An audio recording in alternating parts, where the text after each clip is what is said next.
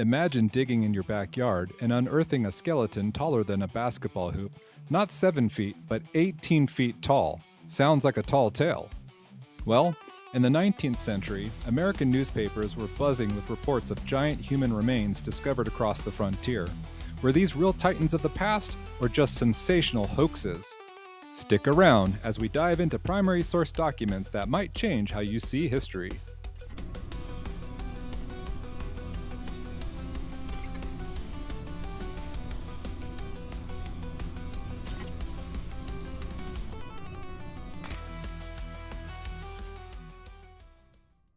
Welcome back to the channel, folks. I'm Humbly My Brain, and today we're exploring Titans of the New World, tales of giant skeletons from 19th century America. Drawing from Native American legends, biblical stories of Nephilim, and actual newspaper accounts, these discoveries captivated a nation. We'll look at 7 reports from 1838 to 1876, straight from the archives. Let's uncover what they reveal about a possible lost race of giants. Our journey starts in 1838 from the Piney Woods Planter in Mississippi. Near the headwaters of the Mississippi River, a human skeleton weighing 180 pounds and measuring 8 feet 9 inches was unearthed. It was even exhibited in Baltimore for public viewing. This early find set the stage for the giant mania that followed.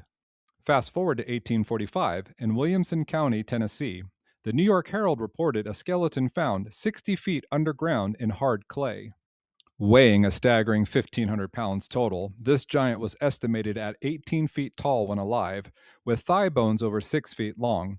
The skull could hold 2 bushels, and the eye sockets fit coffee cups. An anatomist was assembling it for exhibition. Biologically improbable? Possibly, but it fueled endless speculation in the House of Representatives. In 1857, the Marshall County Democrat in Indiana detailed workmen in Burlington, Iowa, uncovering an arched vault 10 feet square while digging a cellar. Inside were human skeletons, over 8 feet long, preserved in a 14-inch thick cemented wall. This find hinted at ancient burial practices, blending mystery with the era's rapid expansion. By 1870, the Watertown Republican in Wisconsin described a mound near Rock River where a skeleton was exhumed. Measuring 32.5 inches around the skull and 44.5 inches for the thigh bone, this 13-foot-tall figure had petrified lower limbs from the knees down. A doctor bought it for $10,000 on the spot. That's over $250,000 today. The teeth were enormous. One was 1.5 inches long. Profit and spectacle were big drivers here. In 1873, railroad workers near Arcadia, Wisconsin, opened an Indian mound, as reported in the Dodgeville Chronicle.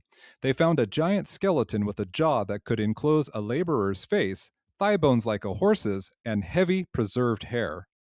Wrapped in blankets, it included Mexican coins, suggesting trade or migration. This tied into Native American mound builder cultures like the Adena and Hopewell. A brief but intriguing note from 1875 in the Anti-Monopolist of Minnesota. A mound in Stark County, Indiana revealed giant skeletons and queer tools. Short on details, but it shows how common these reports became, often lumped in with other oddities. Our final account from 1876 in the Nebraska Advertiser is the most adventurous. Near Maysville, Kentucky, hunters stumbled into a hidden cave on S.K. Veach's land. After a perilous descent through chambers of stalactites and pits, they found a sarcophagus with an 8-foot 6-inch skeleton in a sitting posture. Adorned with a copper helmet, a 4-foot 6-inch bent sword, a stone axe, flint arrows, a frog-carved pipe, red-stained buckskin, woven sandals, and a clay water vessel. Hieroglyphs at the entrance suggested family unions and water symbols. The artifacts were displayed locally, destined for the Smithsonian. This one screams ancient sophistication. These accounts, from Missouri to Kentucky, paint a picture of a lost giant race. Influenced by Paiute tales of red-haired cannibals, Iroquois legends, and biblical giants, settlers saw megafauna bones or tall humans as proof. But were they real?